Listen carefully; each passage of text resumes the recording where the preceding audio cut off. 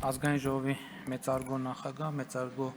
փոխնախագահներ, ազգային ժողովի հարգելի պատգամավորներ, սիրելի հայրենակիցներ, տեղյակ ենք բոլորս, որ մեր այսօրվա հավաքի նպատակը ոչ թե վարչապետ ընտրելն է, այլ արտահերթ խորհրդարանական ընտրություններ անցկացնելու համար անհրաժեշտ ընթացակարգերը պահպանելը, բայց հաշվի առնելով նաև, որ ըստ էության ես 3 տարի առաջ եմ ընտրվել այս օրերին վարչապետի պաշտոնում եւ հաշվի առնելով այն, որ վերջին շրջանում հատկապես եւ շարունակական անընդհատ մեր կառավարությանը առաջադրվել են ամենատարբեր մեղադրանքներ, հեղափոխական օրակարգը ձախողելու, պետական կառավարումը ձախողելու եւ այս կարգի, այսպիսի այլ մեղադրանքներ ես հարկ եմ համարում այնուամենայնիվ արձանագրել, թե համառոտ, թե վերջին տարիներին Հայաստանի Հանրապետությունում ինչպիսի ինստիտուցիոնալ եւ խորքային փոփոխություններ են տեղի ունեցել եւ այս թեմային անդրադառնում եմ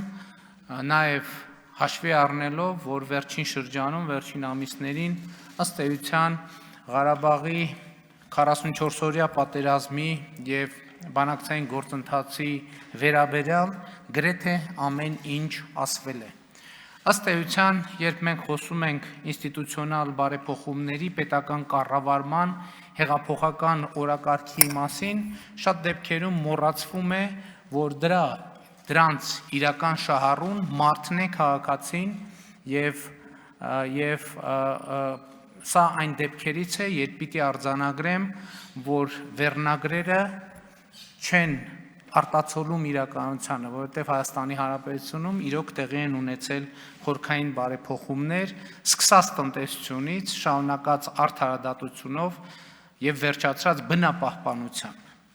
Երբ 2018 թվականին ես ստանձնել եմ Հայաստանի Հանրապետության վարչապետի պաշտոնը, կառավարությունը բիզնեսին ունեցել է 274 միլիարդ դրամի պարտք։ Սա այն գումարներ, որ Հայաստանի Հանրապետության օրենսդրությամբ բիզնեսը պետք է չվճարեր, այսինքն այդ գումարը պետք է մնար բիզնեսի եւ տնտեսվարողների տրամադրության տակ, բայց ըստ էության դրանք ամենատարբեր ձևերով եւ եղանակներով հարկային մարմինների կողմից մուտքագրվել են միասնական գանձապետական հաշիվ կամ պետական հաշվեհամարներ, այսինքն էական չէ, պատճառը ըստ էության բիզնեսից վերցվել են։ Կարևոր եմ համարում արձանագրել, որ այս 3 տարվա ընթացքում այս պարտքի խնդրը ըստ էության լուծվել է ոչ միայն դե ֆակտո փաստացի վճարումների տեսքով, այլև ինստիտուցիոնալ առումով։ Կարող եմ արձանագրել, որ 2021 թվականի մայիսի 1-ի դրությամբ ըստ էության պետությունը բիզնեսին ժամկետանց պարտք չունի, այսինքն ըստ էության այդ պարտքը զրոյացվել է, սա նշանակում է, որ մենք շուրջ $500 միլիոն 3 տարվա ընթացքում վերադարձրել ենք բիզնեսին։ Այսինքն սա շատ է խոսվում, չէ, Հայաստանի Հանրապետությունում ներդրումներ եղել են, տեղի ունեցել են, թե տեղի չեն ունեցել։ Հայաստանի Հանրապետության կառավարությունը կոնկրետ $500 միլիոն, որը օտարված էր բիզնեսից, վերադարձրել է բիզնեսին։ Եվ ընդ որում, ելի ասում եմ, այս վճարումը նախ կատարվել է դե ֆակտո եւ ապա կատարվել են ինստիտուցիոնալ բարեփոխումներ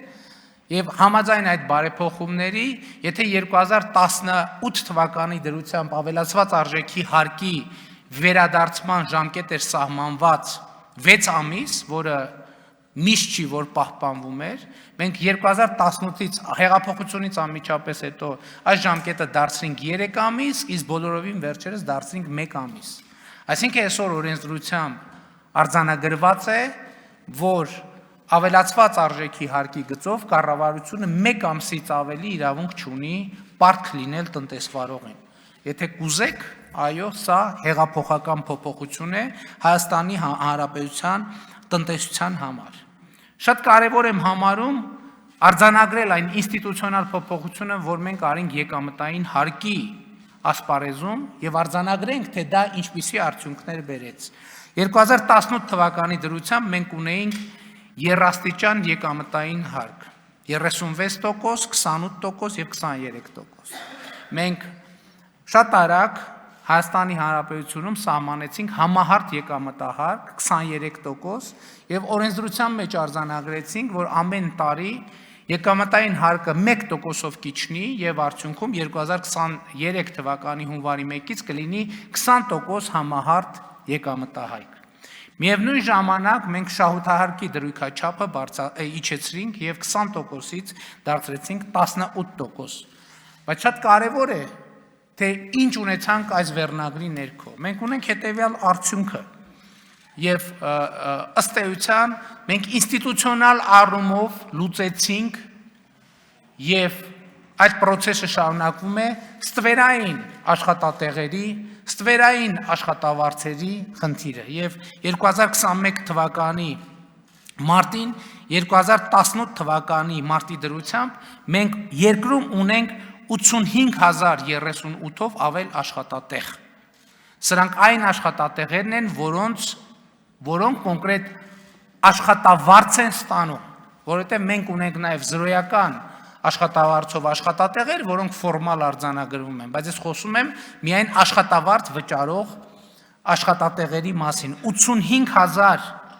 աշխատատեղով կամ 15.5%-ով ավել։ Ես խոսում եմ, դուք գիտեք, որ երկար ժամանակ եւ ցավոք հիմա էլ Հայաստանում գոյություն ունի ստվերային աշխատավարձի ինստիտուտ, երբ որ մի աշխատավարձ գրանցվում է, բայց այլ աշխատավարձ վճարվում է։ Եվ մենք այս խնդրի լուծման իմաստով էլ լրջագույն հաջողությունների ենք հասել, որովհետև 2021 թվականի մարտին 2018 թվականի համեմատությամբ մենք համընդհանուր աշխատավարձի ֆոնդի 36%-ով ավելացում ունենք, ընդհանուր 34 միլիարդ դրամով։ Եվ ընդ որում մենք 19-20%-ով շուրջ ունենք մեկ մարդու միջին աշխատավարձի ավելացում։ Եվ ամենակարևորը, տեսեք, շատ խոսվում է նրա մասին, եւ մենք 2018 թվականին այս օրենսդրական փոփոխությունը անելիս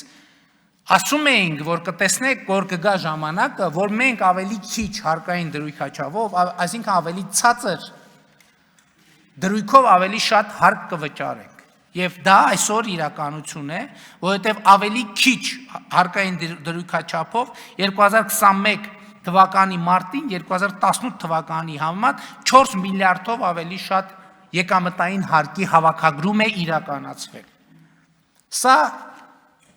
կարևորագույն ինստիտուցիոնալ, եթե կուզեք հեղափոխական բարեփոխում է, որ տեղի է ունեցել Հայաստանի Հանրապետությունում։ Բայց ես էլի ուզում եմ ասել, խոսելով բիզնես կառավարություն հարաբերությունների մասին, օրինակ եթե դուք բացեք 4-5 տարի առաջվա մամուլը, կտեսնեք, որ ամեն շաբաթ հրապարակումներ են այն մասին, թե ինչպես է հարկայինը ավել գումար ուզում տնտեսվարողից։ Այսպես ասած դրանում դրել էին գերավճար, այսինքն օրենսդրությամբ սահմանված հաշվետվությամբ բիզնեսը պետք է 100 դրամ վճարի, բայց բիզնեսից ուզում են վճարել 120 կամ 150 դրամ, որպեսզի հարկային եկամուտների պլանը կատարեն։ 2018 թվականից հետո ընդհանրապես բոլորը մոռացել են, որ այդպիսի թեմա երբևէ Հայաստանի Հանրապետությունում գոյություն է ունեցել։ Դուք այսօր չեք տեսնի մի բիզնեսմեն, մի բիզնես, որ ասի, որ կներեք հարկայինը իրանց քերում է հազար ներողություն այդ բառից համար եւ ավել գումարներ է ուզում։ Եթե նույնիսկ այդպիսի դեպքեր լինեն, համոզված եղեք, որ այդ դեպքերը հետագայում բողոքարկման հանձնաժողովում հենց պետական եկամուտների կոմիտեում այդ բոլոր դեպքերը կլուծվեն։ Բոլորը մոռացել են, որ Հայաստանի Հանրապետության տնտեսության 30 տարվա պատմության մեջ ամենաակտուալ թեմաներից մեկը այսպես կոչված փայ մտնելու թեման էր։ Դուք 2018 թվականից հետո լսել եք, որ որևէ մեկը որևէ տեղ փայ մտնի, որևէ բիզնեսի մեջ։ Դուք որևէ տեղ լսել եք, որ որևէ մեկը մտածի իր սեփականությունը կշարունակի մնալ, թե ինչ որ մեկը կգա եւ կասի, որ գիտես, ինչ այդ սեփականության 10% կամ 5% կամ 50% կամ ամբողջը իմն է։ Կա այդպիսի դեպք, որևէ մեկը այդպիսի դեպք գիտի, իհարկե չկա։ Եվ չկա եւ բնականաբար մոռացվել է։ Եվ այս ֆոնին ասում են կառավարման բոլոր ոլորտներում ձախողեց կառավարությունը եւ այդպես եւ այլն շարունակ։ 2019 թվականին մենք 43%-ով 2019 թվականի արդյունքներով 43%-ով ավելացրել ենք պետական բյուջեի եկամուտները։ Պատկերացնում եք մի տարվա ընթացքում երկրում 43%-ով ավելանան պետական բյուջեի եկամուտները։ Էլի կրկնում եմ հարկային դրույքաչափերի եւ հարկային բեռի նվազեցման պայմաններում։ Բոլորը մոռացել են, որ Հայաստանի Հանրապետությունում եղել են մենաշնորհներ, որ եղել են մարդիկ, ովքեր իրավունք են ունեցել կոնկրետ ինչ-որ բան ներմուծելու, եւ մյուսները իրավունք չեն ունեցել, այդ թեման չկա, որևէ մեկը լսել է 2018 թվականից հետո, որ որևէ մեկը ինչ-որ բան ներմուծելու կամ արտահանելու մենաշնորհ ունի, չի կարող լինել այդպիսի բան։ Մենք հարկային հավաքագրումների առումով, այո, բազմաթիվ բաներ կան, որ երրորդ հանրապետության պատմության ընթացքում տեղի են ունեցել առաջին անգամ։ Նույնիսկ յետպատերազմական եւ ճգնաժամային այս շրջանում արդեն հրապարակել եմ այդ թիվը, մենք մեկ ամսվա հարկային հավաքագրումների բացարձակ ռեկորդ ենք սահմանել։ Երրորդ հանրապետության գոյության ողջ պատմության ընթացքում չի եղել մի ամիս, որ մի ամսվա կտրվածքով 180 միլիարդ դրամ հարկային եկամուտ ապահովի։ Եվ ուզում եմ էլի հիշեցնել, որ 2019 թվականին մենք արձանագրել ենք վերջին 10 տարվա համար ամենամեծ տնտեսական աճը Հայաստանի Հանրապետությունում, որը ամենաբարձր տնտեսական աճն է եղել ողջ եվրոպական տարածաշրջանում։ Ամենակարևոր ինստիտուցիոնալ փոփոխություններից մեկը, որ մենք արել ենք, եւ դա այո չեմ վախենա ասել, դարակազմիկ փոփոխություն է, այն փոփոխություններն է, որ մենք արել ենք գույքահարկի ռեժիմում։ Մենք գույքահարկի վերաբերյալ օրենսդրության մեջ կատարել ենք փոփոխություններ, որոնք եւ քաղաքական, եւ ֆիսկալ, եւ սոցիալական արդարության առումով լրջագույն խնդիր ենք մենք լուծել։ Հիշում եք, երբ որ ասում էինք, որ համահարթ եկամտային հարկ ենք սահմանում, մեզ քննադատում էին, ասում են, բա սոցիալական արդարության սկզբունքը ուր մնաց։ Մենք ասում ենք, որ սոցիալական արդարության սկզբունքը աշխատավարձով չի լուծվում, որովհետև մենք չգիտենք մարդ, որը միլիոնատեր չի լինում այդպես։ Միլիոնատեր է դարձել աշխատավարձով։ Իսկ մարդու միլիոնատեր կամ սոցիալական այլ խավի ներկայացուցիչ լինելը երևում է առաջին հերթին գույքով։ Եվ գույքի նկատմամբ հարկային պարտավորությունների տարբերակվածությամբ է, որ մենք պետք է սոցիալական արդարության բաղադրիչը ներմուծենք Հայաստանի Հանրապետություն։ Բայց ուրիշ բան եմ ուզում ասել։ Խոսք է գնում տարածքային համաչափ զարգացման մասին։ Խոսք է գնում շատ երկար ժամանակ համայնքների զարգացման մասին։ Մենք գույքահարկի մասին օրենսդրության փոփոխությամբ լրջորեն ուժեղացրել ենք տեղական ինքնակառավարման ինստիտուտը, որովհետև այսուհետև համայնքային բյուջեները կունենան բոլորովին այլ հնարավորություններ, բայց ըստ էության այստեղ կա մի շատ լրջագույն գործարք, որի մասին ես կանդրադառնամ, եւ գույքահարկի ինստիտուտի մեջ մեր կատարած փոփոխությունը բերելու է նաեւ կրթական ասպարեզում հեղափոխական փոփոխությունների եւ այդ process-ը սկսված է, որին ես կանդրադառնամ ավելի ուշ։ Շատ է խոսվում այն մասին, որ Հայաստանի Հանրապետության կառավարությունը ձախողել է արդարադատության եւ արդարության ոլորտում իրականացվելիք բարեփոխումները։ Երբեմն մենք ինքներս էլ սրտնեղում ենք, մենք ինքներս էլ տրվում ենք այս տրամաբանությանը, մենք ինքներս էլ դժգոհում ենք արդարադատության ոլորտում մեր իրականացրած բարեփոխումներից։ Բայց եկեք ի վերջո հասկանանք, այդ բարեփոխումները արդարություն եւ արդարադատություն ում համար են։ Դրանք քաղաքական էլիտաների համար են, թե Հայաստանի Հանրապետության շարքային կներեք այդ բառի համար, քաղաքացիների համար։ Երբ որ մենք այս տեսանկյունից ենք նայում, մենք տեսնում ենք, որ այո, մենք արդարադատության ոլորտում ենք իրականացրել հեղափոխական փոփոխություններ։ Նախկինում այս ամբիոնից հրապարակել եմ, հիմա էլ չեմ զլանա բարձրաձայնել այդ մասին։ Այսօր Հայաստանի Հանրապետության քրեակատարողական հիմնարկներում պատմական նվազագույն թիվն է կալանավորված եւ դատապարտված անձանց։ Սա ինչի արդյունք է, սա արդարադատության ոլորտում մեր իրականացրած բարեփոխումների արդյունք է,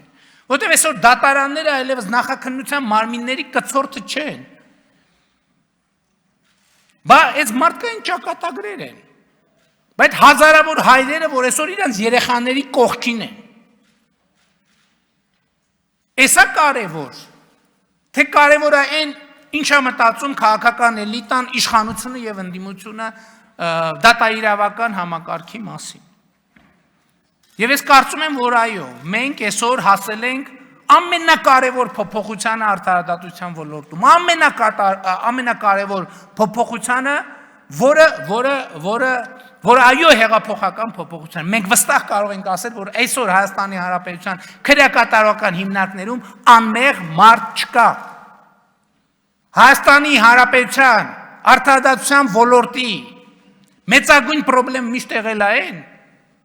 որ եղել է հանրային համոզմունք եւ իրականություն, որ բազմաթիվ, տասնյակ, հարյուրավոր մարդիկ, որոնք չպետք է լինեին քրեակատարողական հիմնարկում, իրենք տարիներով նստել են, այդ թվում քաղաքական պատճառներով քրեակատարողական հիմնարկներում։ Այո, մենք հեղափոխություն ենք իրականացրել նաեւ արդարադատության ոլորտում։ Հիմա բոլորը մոռացել են, որ Հայաստանի Հանրապետության պատմության մեջ ժամանակ կար, երբ որ քրեակատարողական հիմնարկում մարդիկ հերթով էին քնում։ Հերթով էին քնում։ Եվ մամուլը այն ժամանակ դրանից առաջ սոցիալական ցանցերը չկային, ողողված էր այս բանով, այս ինֆորմացիայով։ Այսօր չկա այդ խնդրեմը։ Եվ ամենամեծ հեղափոխական փոփոխությունը Երրորդ հանրապետության պատմության ողջ ընթացքում դատական համակարգը կներեք արտահայտությունից նեղել է ընդդիմությանը։ Այսօր դատական համակարգի որոշումներից նեղվում է իշխանությունը։ Բայց հեղափոխությունը ո՞նց եք ուզում։ Բայց ինչ մենք ուզում ենք գայինք հեղափոխություն անենք, որից հետո դատական համակարգ շարունակեր նեղել ընդդիմությանը։ Եթե իշխանությունը երջանիկ լիներ դատական համակարգի որոշումներից, մենք կհամարեինք, որ բարեփոխումներ են արել։ Ոչ։ Դա կնշանակեր, որ մենք եկել ենք այն հին ընդդիմությանը անմեղին տնանքին նեղող դատական համակարգը հեծնել ենք եւ մենք ենք հիմա բանանում։ Ղեկավարում այդ դատական համակարգը։ Բայց այդ անկախ դատական համակարգը, որ կարող է նեղի իշխանությանը։ Իհարկե ես չեմ ասում, որ մեր դատական համակարգը ոգևորվի եւ ավելի մեծ տեմպերով նեղի, այս բալանսը, այս բալանսն է անկախ դատական համակարգի գոյության վկայությունը։ Եվ գիտեք ինչ, ես այս ամեն ինչը վերլուծելով այնուամենայնիվ մենք մեր գործընկերների հետ ենք քննարկել, եկել եմ այն եզրակացության, որ մենք այստեղ ենք շատ մոտ մեր նպատակի իրագործմանը, շատ մոտ։ Եվ մենք այստեղ հսկայական փոփոխություններ ենք իրականացրել։ Հայաստանի երրորդ հանրապետության պատմության մեջ առաջին անգամ կալանավորված եւ դատապարտված անձը ուտում է պետության տված հացը։ Առաջին անգամ։ Նախկինում երբեք այսպիսի բան Հայաստանի Հանրապետության պատմության մեջ չի եղել, որովհետև քրեակատարողական հիմնարկում պետության տված հաց ուտելը նշանակել է ինչ-որ անարժանապատիվ բան, որովհետև այդ տված հացը արժանապատիվ չի եղել։ Բայց հեղափոխությունը ո՞նց է անում։ Հեղափոխությունը պոզով պոչով, արդարադատության ոլորտում սա փոփոխություն է, թե փոփոխություն չի։ Այո, այսօր կալանավորված եւ դատապարտված անձը ուտում է պետության տված հացը, սա նշանակում է, որ նրանց ընտանիքները մարդու քրեակատարողական հիմնարկում լինելու բերումով Նրանք, ովքեր ծանր սոցիալական դրության մեջ են, նրանց սոցիալական դրությունը ավելի չի ծանրանում համենայն դեպս այս հանգամանքի բերումով։ Բա արդարադատության ոլորտում իրականացնող բարեփոխումը մարդու համար է, թե մարդու համար չի։ Մենք այո արել ենք այնպիսի փոփոխություն, որ լինի ոչ թե իշխանության, ոչ թե կառավարության, այլ մարդու համար։ Եվ այսպես էլի ուզում եմ ասել, որ կարող էր վարվել քրիստոնյա կառավարությունը, քրիստոնեական արժեքների վրա հիմնված կառավարությունը, որովհետև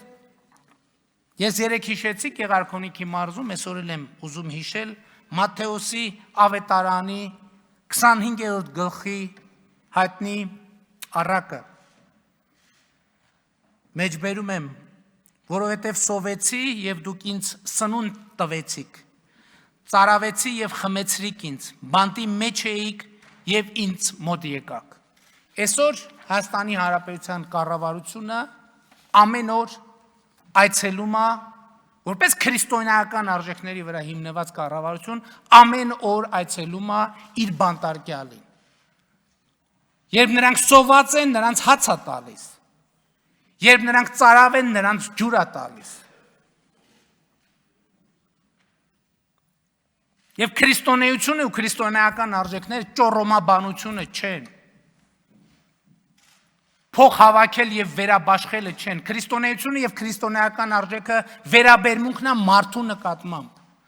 Եվ Հայաստանի Հանրապետությունում այո, մարդու նկատմամբ վերաբերմունքը փոխվել է։ Մարդու նկատմամբ վերաբերմունքի փոփոխությունը ամենավառ օրինակներից մեկը, ես դրա մասին էլ եմ ասել։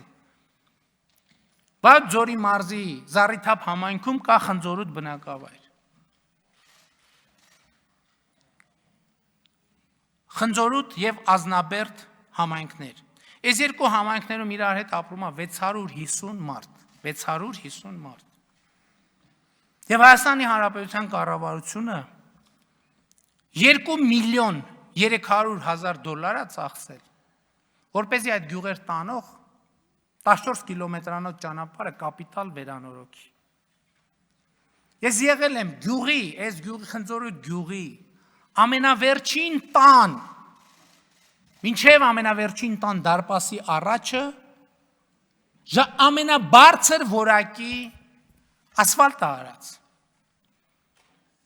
Եվ սա վերաբերմունք է մարդու նկատմամբ, որովհետև մենք ամեն մարդու հաշվով միայն այդ նախագծով 3700 դոլար ենք ծախսել։ Խնձորուտ համայնքը իր հիմնադրման օրից երբեք 2 միլիոն դոլարի ներդրում չի տեսել։ Երբեք։ 80 թվականից այս կողմ Խնձորուտ համայնքում ճանապարհ չի կառուցվել։ Եվ այսպես կարող էր այո վարվել քրիստոնեական արժեքների վրա հիմնված կառավարությունը և իշխանությունը, որովհետև մենք չենք հաշվել, որ այս գյուղում 2 միլիոն ծախսում ենք, բա մի րոպե, այստեղ քանի ձայն կա։ Լավ, ընդամենը 400 ձայն է, այդ 2 միլիոնը կարելի է լրիվ ուրիշ տեղ, լրիվ ուրիշ բան անել, որպեսզի հավաքել, ասենք, ենթադրենք ձայն։ Այո, մենք ճանապարհներ ենք կառուցել ոչ թե ձայն հավաքելու, այլ մարդկանց ծառայելու համար։ Մենք 3 տարվա ընթացքում կառուցել ենք այնքան ճանապարհ, ինչքան նախորդ 7 տարիների ընթացքում չի կառուցվել։ Բայց շատ ավելի կարևոր է, որ մեր իշխանությունից որևէ մեկ այդ ճանապարհների կառուցման արդյունքում միլիոնատեր չի դարձել։ Այո, մենք ճանապարհներ կառուցեցինք և մենք միլիոնատեր չդարձանք։ Որտեղ մենք ճանապարհներ կառուցում ենք ոչ թե ասֆալտ գողանալու, մենք ճանապարհներ կառուցում ենք մարդկանց ծառայելու համար։ Այսօր Հայաստանի Հանրապետությունում տասնյակ գյուղեր կան, որ 80-ականներից այս կողմ անցանելի ճանապարհ չեն ունեցել։ 400 բնակիչով, 500 բնակիչով, 700 բնակիչով։ Խորհրդային միության ժամանակներից մանկապարտեզ չեն ունեցել։ 200 մանկապարտեզ ենք մենք այս ընթացքում կամ կառուցել, կամ վերակառուցել, կամ հիմնանորոգել։ Եվ մենք երբեք չենք մտածել, թե այս մի բանի համար ինչքան ձայն ենք մենք ստանալու, որովհետև մենք դա արել ենք մարդու համար, որովհետև մեր գործողությունները հիմնված են եղել արժեքների վրա։ Շատ կարևոր այն ինստիտուցիոնալ փոփոխությունները, որ մենք արել ենք ժողովրդագրության բնագավառում եւ դեռ պիտի անենք։ Գյուղական բնակավայրերում մինչև 2 տարեկան երեխայի նպաստը աշխատող ծնողների համար մենք կրկնապատկել ենք։ Մենք կրկնապատկել ենք եւ գյուղական բնակավայրերում մինչև 2 տարեկան երեխայի նպաստ ենք նշանակել նաև չաշխատող մայրերի համար։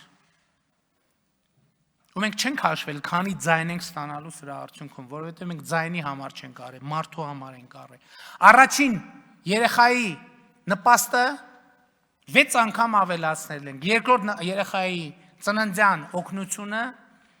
կրկնակի ավելացրել ենք։ Հիմնադրել ենք երեխա ունեցող ընտանիքներին հիպոթեկով բնակարանի ձեռքբերման աջակցության ծրագիր։ Եվ այստեղ այս գործընթացները իհարկե պետք է շարունակվեն։ Մենք գյուղատնտեսության ոլորտում շրջադարձային նշանակության բովանդակային փոփոխություններ ենք իրականացրել։ Երբ որ մեր երազանքների գագաթնակետը այն էր, որ կառավարությունը կներեք դիզվառելիք է բաժանում, որը միջև կառավարությունից գնում է հասնում գյուղացուն, էլի եկեք բացենք նախորդ տասնամյակի մամուլը։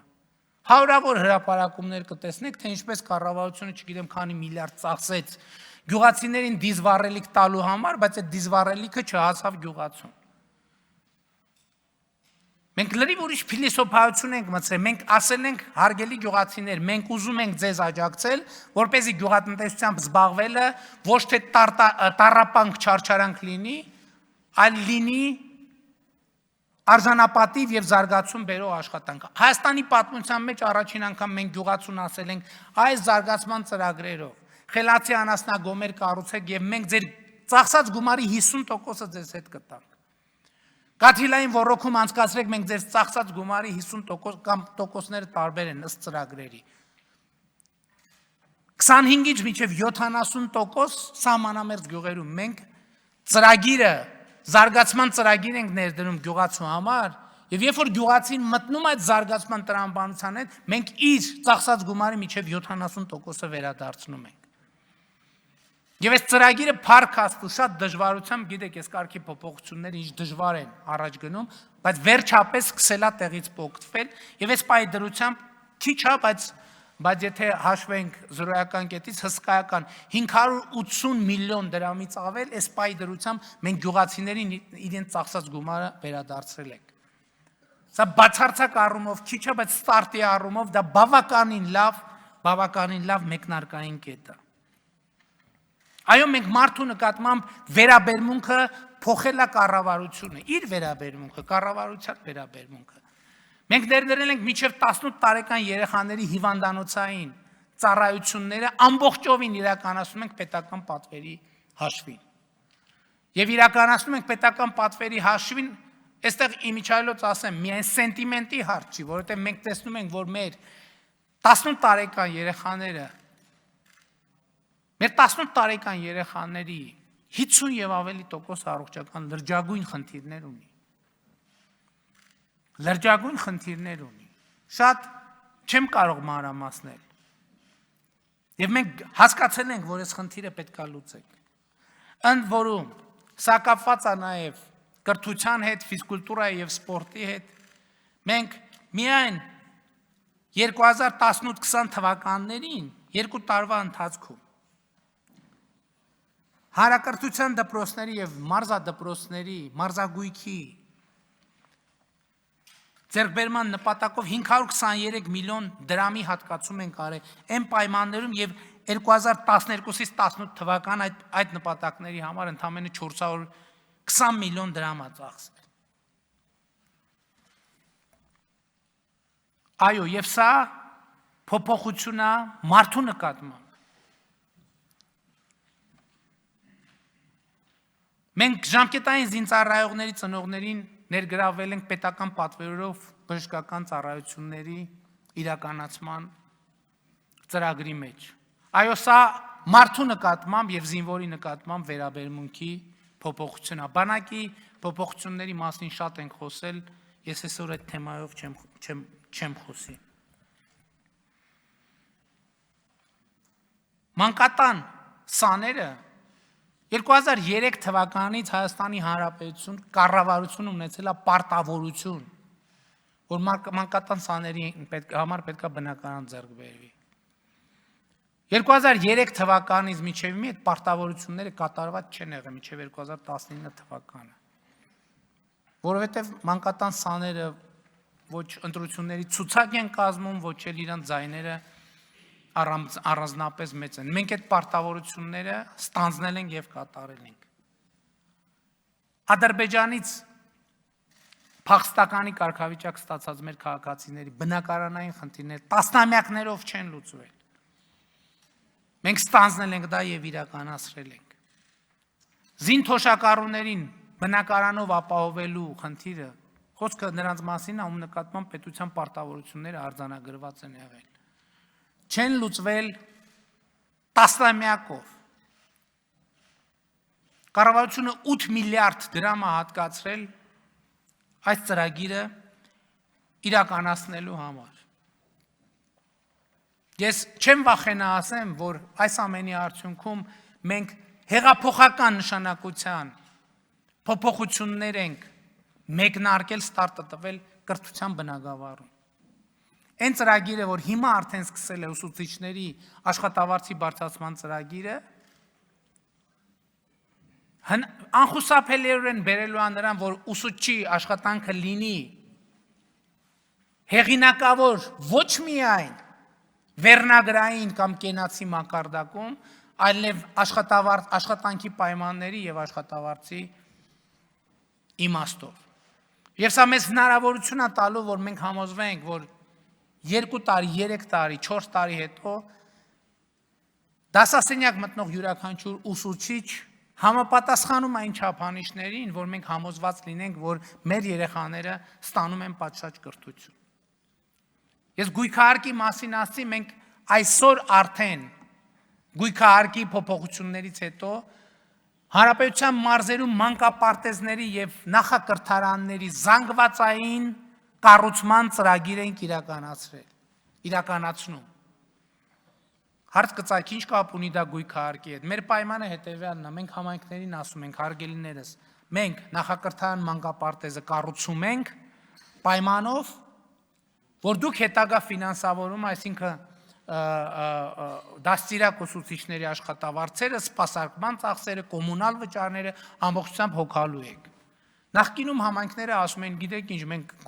գործիք չունենք, հնարավորություն չունենք։ Դրա համար մենք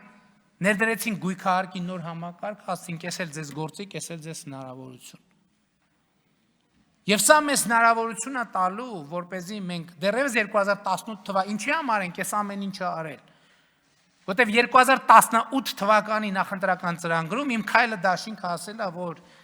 մանկապարտեզի նախադպրոցական տարիքի երեխաների 75%-ի համար մենք պետք է հնարավորություն ստեղծենք, որ նրանք մանկապարտեզ եւ նախակրթարան հաճախեն։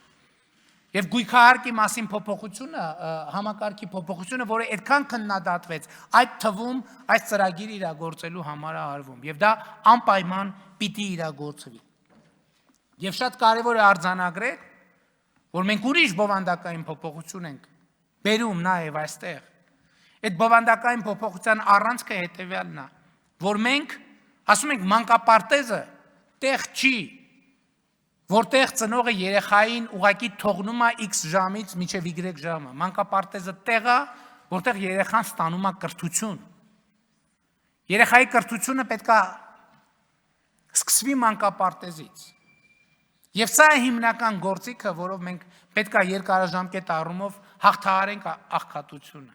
Մենք շրջադարձային փոփոխություն ենք անում նախակրթական համակարգում, մենք շրջադարձային փոփոխություն ենք անում հանրակրթության համակարգում, մենք շրջադարձային փոփոխություն ենք անում բարձրագույն կրթության եւ գիտության ոլորտում վերջերս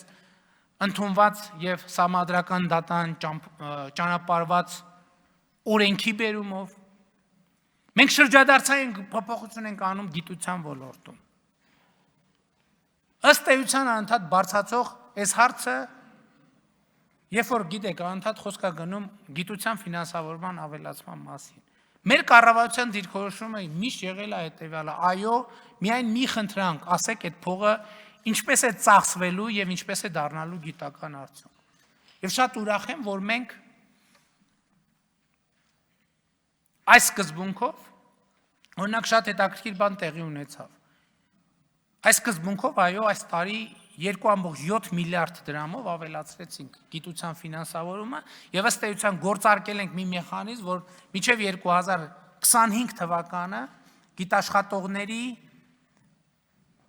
աշխատավարձերի, եկամուտների եւ գիտական գործունեության բոլորովին նոր սկզբունքներ կներդրվեն։ Կառավարման որակի մասին։ Մեզ սպասում է առաջիկայում թերևս մեր ժամանակների ամենասենսացիոն նորություններից մեկը։ 2021 թվականի հունիսին Սևանա լճի մակարդակը կլինի ամենաբարձրը վերջին 60 տարվա ընթացքում։ Եվ հիմա կառավարման ոլորտները տապալած կառավարության այս ցուցանիշը դե ասում են անձրև շատ ա եկել, ձյուն շատ ա եկել, դրա համար դե Սևանի մակարդակը այդքան բարձր ա լինելու։ Փաստորեն վերջին 60 տարվա ընթացքում Հայաստանում ոչ ձյուն էր եկել, ոչ էլ անձրև էր եկել։ Անձրև եւ ձյուն Հայաստանի Հանրապետությունում տիկնայք եւ պարունայք տեղացել է միայն 2020-21 թվականներին։ Կամ էլ բանի Եղիա Մարգարեի ժամանակների բանից ա եղել, երաշտից, այն ժամանակ 30 տարի էր, այս անգամ փաստորեն 60 տարի ա տևել։ Եվ այստեղ կես կատակ, կես լուրջ պետք է արձանագրել, որ սա այո արդյունք է ջրային ռեսուրսների կառավարման բոլորովին նոր որակի։ Ընդ որում ես ձեզ ուզում եմ հետևյալը ասել, որ վերջին տարիներին օրինակ 20 թվականին 22.8 միլիոն խորանարդ մետր ջուր ավելի քիչ է բաց թողնվել համակարգ, բայց 4800 հեկտար հող ավելի շատ է ոռոգվել։ Հա, որովհետև Սևանի ջուր բաց թողելի վրա մեզնից ոչ մեկ միլիոնատեր չի դարձել։ Որտեվ եթե դուք էներգետիկ համակարգի ներկայացուցիչների հետ խոսեք, իրազեք, նրանք կասեն, որ կա այսպիսի օդում պտտվող խոսակցություն, որ Սևանա լճի 1 սանտիմետր ջուրը $1 միլիոն է, որովհետև երբ որ դա բաց է թողնվում համակարգ եւ դառնում է էլեկտրական էներգիա, այդքանով մնացած գործողությունները տեղի են ունենում։ Հա եւ միևնույն քանի որ էլեկտրաէներգիայի մասին խոսացինք, 2018 թվականից ի վեր ջրային համակարգում 30 միլիոն կիլովատ-ժամ էլեկտրաէներգիա խնայվել, 30 միլիոն կիլովատ-ժամ։ Իսկ ոռոգման ջրի համակարգում կորուստների մակարդակը իջել է 5%-ով։ 3 տարվա ընթացքում պատկերացնում եք ինչ է դա, ինչ ծավալների, եւ դրա արդյունքում այո մենք այս տարի ունենալու ենք վերջին 60 տարվա համար Սևանի ամենաբարձր մակարդակը։ Երրորդ հանրապետության պատմության մեջ առաջին անգամ Սևանի ավազանի ձկնորսները դա անում են կառավարության հետ համագործակցությամբ եւ ոչ թե հակադրության միջոցով։ Իհարկե որևէ մեկը չի կարող ասել, որ այս համակարգը կատարյալ է, հանկարծ երեք մենք Նորատուսի բնակիչների հետ էլ կարճ հանդիպում ունեցանք, այսինքն տպավորություն չստացվի, թե կառավարությունը կամ վարչապետը ամբողջ ինֆորմացիան չի տիրապետում։ Չէ, խոսքը ամենևին դրա մասին չի։ բայց մեխանիզմը սկսել է աշխատել։ Եվ առաջին անգամ պետական բյուջե ձկնորսը գումար է վճարում ձուկ որսալու համար։ Այդ գումարների համամասնությունը թե 100 կիլոգրամ ձկան համար վճարում են 300 կիլոգրամ են որսում։ Ոչինչ։ Համակարգը սկսել աշխատել եւ ես համոզված եմ, որ Սևանի ավազանի ափի մեր ժողովուրդը, ովքեր ձկնորսությամբ զբաղվում են, իրենք կհամոզվեն, որ այս համակարգը առաջին հերթին իրենց հոգուտ, որտեվ այսօր Սևանում գիտեք ինչ խնդիրն է,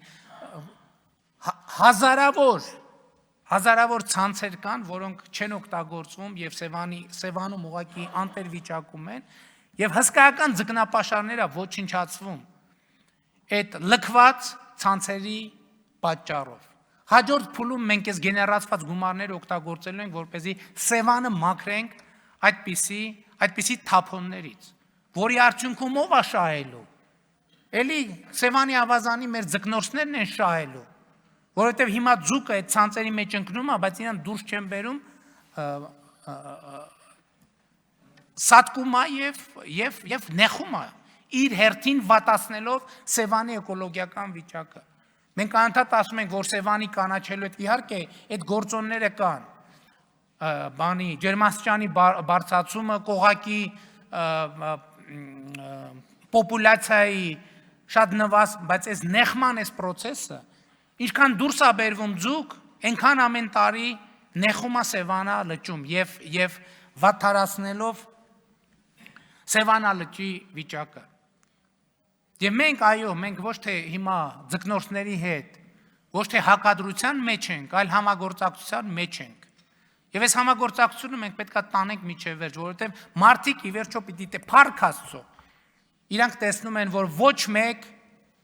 կառավարության բարձրաստիճան պաշտոնյաներից իրան ճանապարհը չեն փակում, որ իրանց մարդկանց մտցնեն այնտեղ, որ իրանք որսագողուց։ Իրանք տեսնում են ռեալ, որ այդ ամեն ինչը արվում է ազնիվ եւ արդար նպատակներով։ Եվ այդ մարդիկ իհարկե իրանց թշնամին չեն։ Իհարկե բարդ է, մի քիչ ավելի դժվար է, բայց համոզված եմ, որ իրանք էլ արդեն սկսված այդ process-ը եւ այս process-ը անշրջելի է եւ ուզում եմ մեր Սևանի ավազանի մեր ձկնորսներին շնորհակալություն հայտնել, որ իրանք այս ըմբռնման մեջ են։ Գիտեմ, որ այնտեղ ամեն ինչ չի կատարյալ, ոչ մեր կողմից, ոչ իրանց կողմից, բայց կապ չունի։ Process-ը սկսած է եւ process-ը պետքա գնա։ Բնապահպանության ոլորտում մեր ամենամեծ ձեռքբերումներից մեկը անտառահատման ծավալներին նվազումն է, որը մենք ունեցել ենք։ Իսկ մենք ինչքան ենք ունեցել։ Դրա մասին վկայում են վիճակագրական տվյալները։ Օրինակ 2017 թվականի համեմատությամբ Հայաստանի Հանրապետություն փայտածուխի ներկրումը աճել է 500 եւ ավելի տոկոսով։ Սա նշանակում է, որ 500%-ով պակաս փայտածուխը Հայաստանի Հանրապետությունում արտադրվել։ Սա նշանակում է, որ 500%-ով ավելի քիչ ծառ է կտրվել, որը արդյունքում դառնում է փայտածուխ։ 128%-ով աճել է շինափայտի ներկրումը, որը նույնպես նույն բանի մասին է վկայում։ Ընդ որում ուզում եմ ընդգծել տնտեսական ցուցանիշը։ Ներկրող ընկերությունների թիվը տեղ-տեղ եռապատկվել է։ Եռապատկվել է այն ընկերությունների թիվը, որոնք այս գործունեությամբ զբաղվում են։ Նախկինում այդ ընկերությունները, այստեղ էլ մենք ունեինք որոշակի քվոտաներ, մենաշնորհներ, մենաշնորհային երևույթներ։ Եվ սա է կարևոր ցուցանիշը։ Եվ սա է ապացուցելի ցուցանիշը։ Մնացածը վերնագիրը, որոնք ինչպես համոզվել ենք, ցավոք սրտի միշտ չեն արտացոլում իրականությունը։ Ես ուզում եմ խոսել նաև վերջին շրջանում բազմաթիվ շարժումների տեղ տված մի թեմայի մասին։ Ձեզ հայտնի շրջանակները փորձում են մեզ ներկայացնել որպես, չգիտեմ էլ այդ բառը չեմ էլ ուզում օգտագործել, բայց օգտագործեմ, որ պարզ լինի ինչ իմաստ, թրքասեր, թրքամետ եւ այլն եւ այսպես շարունակ։ Եվ այս կոնտեքստում կասկածի տակ է դրվում, տեսեք ուր է հասել, կասկածի տակ է դրվում ընդհանրապես խորհրդարանական մեծամասնության եւ կառավարության վերաբերմունքը հայոց ցեղասպանության նկատմամբ։ Սրա մասին իսկ ինչ փաստեր կան, որ վկայում են սրա մասին։ 2018-ից 21 թվականների ընթացքում հայոց ցեղասպանությունը ճանաչող եւ դատապարտող 9 հռչակագիր ընդունվել։ 2008-ից 18 թվականի ընթացքում 10 տարվա ընթացքում այդ 10 տարվա մեջ ընդ որում ցեղասպանության 100-րդ տարելիցը նույնպես կա։ 20 այդպիսի բանաձև ընդունվել։ Այսինքն 3 տարվա ընթացքում մենք այս առումով արվել է նախորդ 10 տարվա ժամանակաշրջանում արվածի 45-50%-ի չափով աշխատանք։ Եվ իմիջայլոց տեղի է ունեցել թերևս ցեղասպանության միջազգային ճանաչման գործում գլխավոր եւ շրջադարձային իրադարձություններից մեկը։ Ամերիկայի Միացյալ Նահանգների վերին եւ ստորին պալատներ ընդունել են հայոց ցեղասպանությունը եւ վերջո հայոց ցեղասպանությունը ընդունվել է Ամերիկայի Միացյալ Նահանգների նախագահի կողմից։ Ես չեմ ուզում ասել, ես նախկինում ասել եմ, այս ամբիոնից առիթ ունեցել եմ ասել, թե որոնք են գործոնները, որ բերել են այսպիսի իրավիճակի։ Բայց ես ուզում եմ նաև հետևյալը ասել, եթե Հայաստանի Հանրապետության կառավարությունը ուզենար, որ չընդունվի կամ չուզենար, որ ընդունվի այս բանաձևը, դա միանշանակ տեղի կունենար։ Ինչպես տեղի է ունեցել, բացեք հիմա համացանցի արտահոսած տեղեկատվությունը, թե հիմա մեզ թրքասիրության մեջ մեղադրողները ոնց էին ժամանակին Ամերիկայի իշխանություններին համոզում, ասում էին՝ մի ընդունեք ցեղասպանությունը, թուրքերի, հիմա իրանք մեզ եկել են մեղադրում են թրքասեր լինելու մեջ։ Բայց մենք այս ֆոնին ասում ենք, այո, մեկ էլ այդ թեման, այդ ինչ թեմա էր, թուրքը մեր թշնամին է, թե թուրքը մեր թշնամին չի։ Այո, դա որևէ մեկի հայտարարությամբ չի որոշվում, դա պատմական իրողություն, մենք ուրիշ բան ենք ասում ենք, այդ թշնամանքը պետք է կառավարվի։ Եվ մենք այո, գնալու ենք հստակ այդ ճանապարհով։ Այդ թշնամանքը չի կարելի թույլ տալ, որ այդ թշնամանքը անընդհատ անկառավարելիության դրսևորումներով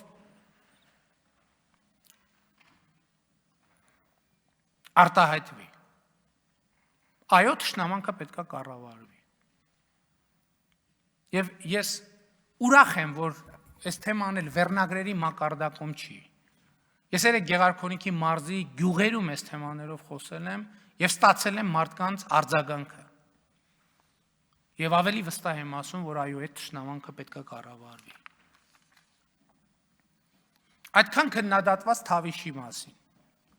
Այստեղ մենք մի խոստում կա, որ տվել ենք ու չենք կարողացել, ասել ենք վերջ Թավիշին, հետո պարզվել է, որ մենք ինստիտուցիոնալ նենց պայմաններ ենք ստեղծել, որ մենք դա այլևս չենք որոշում ու դա լավ է։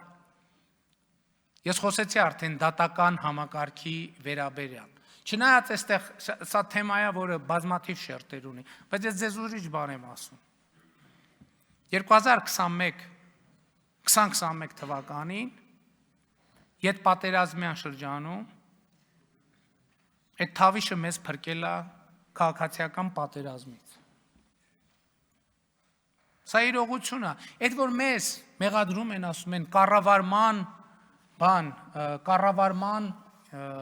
ձախողում կառավարման, կներեք, դուք ուզում եք ասել, որ փաստ էր, որ 2021-ի ետպատերազմյան ճգնաժամը կառավարվելու էր այսպես։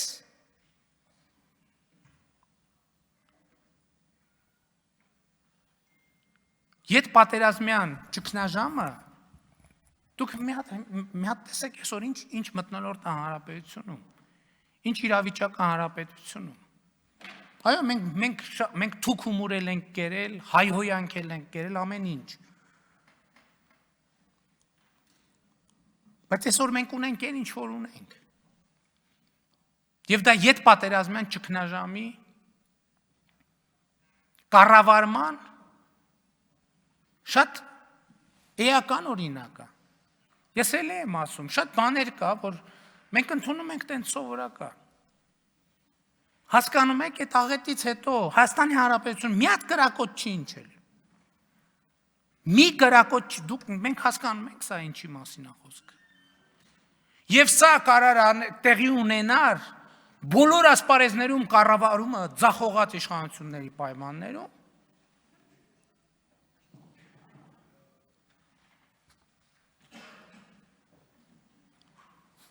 Որևէ մեկը չի ասում, բա մի տարի է Հայաստանում գուժում են սով,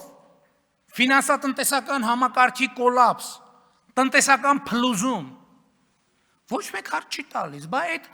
կառավարումը բոլոր ասպարեզներում ձախողած, կառավարությունը, մակրոտնտեսական կայունությունը այդ պայմաններում, այդ ոնց կարողացավ պահի։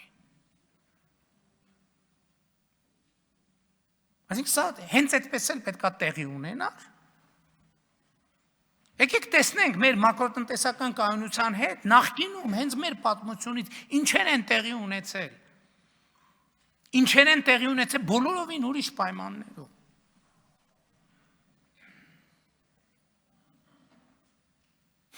Սա եւ կորոնավիրուսի մասին։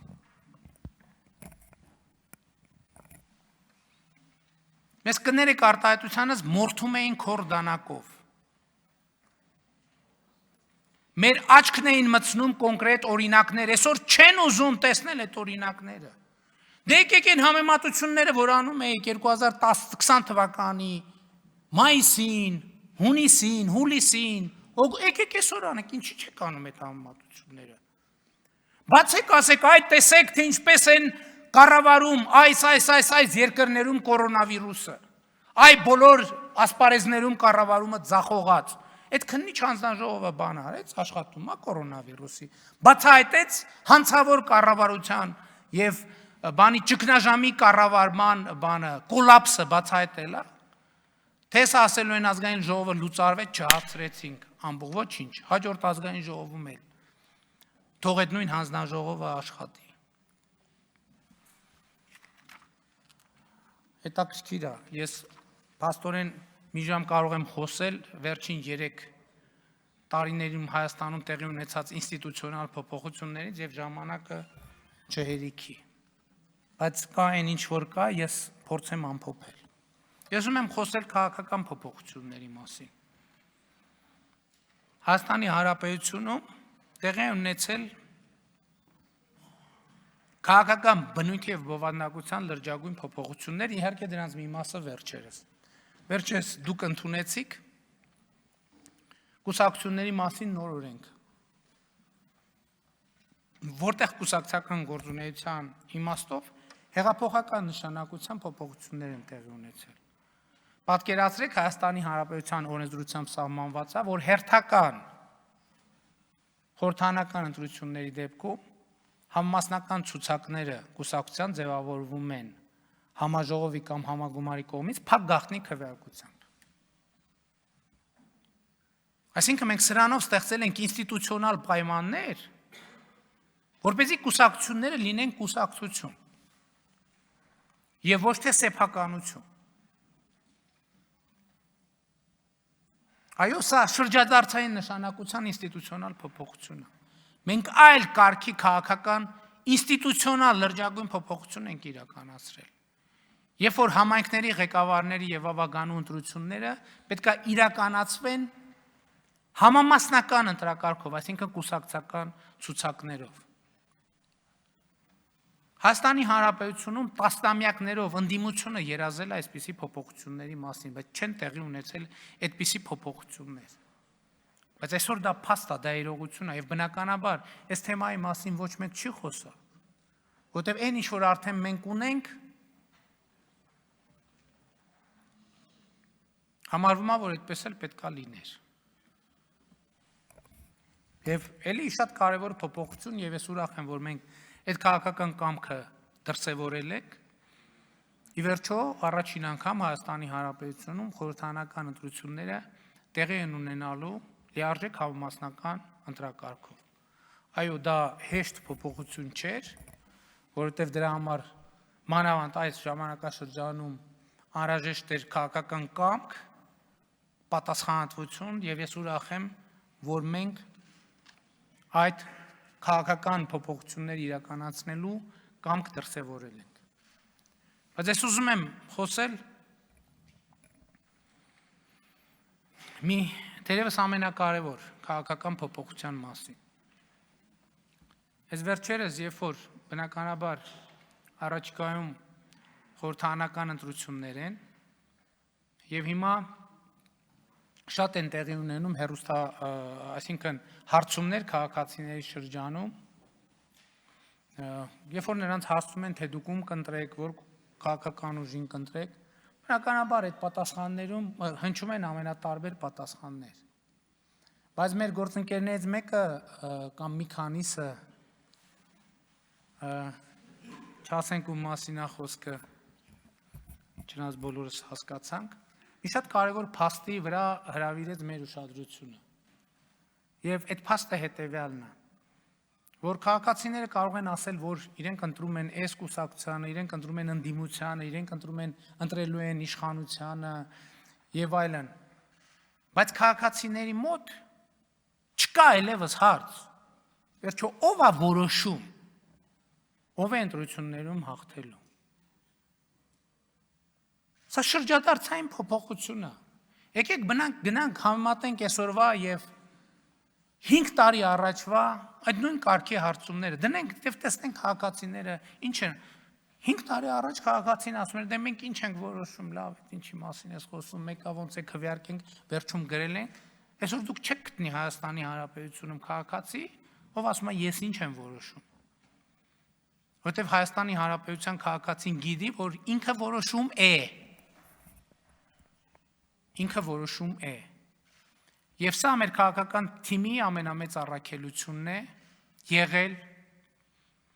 եւ այս առաքելությունը մենք իրականացնելու ենք մինչեւ վերջ։ Եվ ամենակարևորը էլի եմ ասում, դա քաղաքացու համոզմունքն է, եթե շատ կարևոր է, ոնց որ ես դատական համակարգի արդարադատության պարագայում ասի, շատ կարևոր է, որ սա չլինի, սա ոչ թե մեր այսպես ասած բարի կամքի դրսևորումն է։ Հիմա եթե մենք ուզենանք էլ, որ այդպես չլինի, չենք կարող անել, հասկանում եք։ Սա է կարևորը, ինստիտուցիոնալ փոփոխությունը դա է։ Հիմա եթե մենք որպես իշխանություն ուզենանք էլ ընտրությունների արդյունքը կեղծել, մենք չենք կարող դա անել, հարգելիներս։ Որտեղ ոչ մեկ նախ մեր թիմի ներսում եւ երկրորդը հանրությունը թույլ չի տա, ոչ միայն մեզ, որևէ մեկին թույլ չի տա ընտրությունների արդյունքները կեղծել։ Ես հիմա ներկայացրի համառոտ այն ինստիտուցիոնալ, շատ կարևոր եմ համարում, այն ինստիտուցիոնալ փոփոխությունները, որոնք մենք իրականացրել ենք վերջին 3 տարվա ընթացքում։ Եվ լրջագույն, կարևորագույն, շրջադարձային, դարակազմիկ, ինստիտուցիոնալ փոփոխությունը այն է, որ մենք Հայաստանի Հանրապետության քաղաքացուց ստանալով իշխանությունը հենց ինքներս նախաձեռնել ենք այդ իշխանությունը ժողովրդին վերադարձնելու եւ նրա հետագա ճակատագրի որոշումը ժողովրդին պատվիրակելու որոշումը։ Սա նշանակում է, որ Հայաստանի Հանրապետությունում իսկապես շատ բան է փոխվել եւ թույլ տվեք ասել, որ այդ փոփոխությունները անշրջելի են։ Հայաստանի Հանրապետության ժողովուրդը քաղաքացին 2018 թվականից ինչպես եղել, այնպես էլ շարունակում է մնալ բարձրագույն իշխանությունը եւ իշխանության տերը ու տնօրենը Հայաստանի Հանրապետությունում։ Այն կարգախոսը, որ Հայաստանի Հանրապետության քաղաքացին երկար տարիներ վանկարկում էր Հայաստանի փողոցներում եւ հրապարակներում, այսօր իրականություն է, այդ կարգախոսը հետեւյալն է։ Մենք ենք տերը մեր երկրի, այո, սիրելի քաղաքացիներ, զեկուցում եմ, որ դուք եք տերը մեր երկրի։ Եվ սրանով թերևս ամեն ինչ ասված է։ Շնորհակալ եմ։